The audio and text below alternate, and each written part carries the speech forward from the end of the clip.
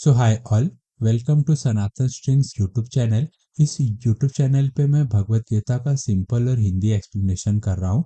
यही स्पॉटिफाई पर भी अवेलेबल है, आप लोग वहाँ पर भी इसको सुन सकते हैं। मैं डिस्क्रिप्शन में उसका लिंक डाल दूंगा। तो आप लोग को अगर ये इंफॉर्मेटिव लग रहा है तो फिर आप लोग इस चैनल को सब्सक्राइब कर लेना। तो चलिए शुरुआत करते हैं। श्रीमद् भगवद गीता चैप्टर 3 श्लोक 7। यस्वेन्द्रियाणि मनसा नियम्यार्भतेऽर्जुन कर्मेन्द्रिय कर्मयोगमसक्ता स विशिष्यते। हे अर्जुन, जो इंसान, जो मनुष्य अपने इंद्रियों को नियंत्रण में कर कर कंट्रोल कर कर आसक्ति रहित होकर मन में कोई डिजायर्स न रखकर जो कर्म योग की शुरुआत करता है, जो कर्म योग करता है, वही इंसान बेस्ट है, श्रेष्ठ है।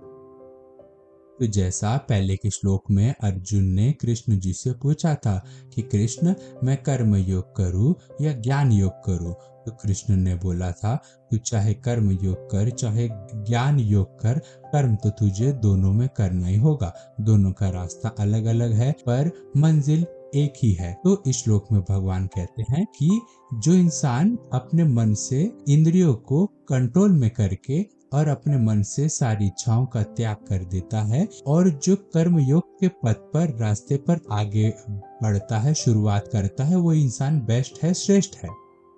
तो कर्म योग की शुरुआत कब होगी?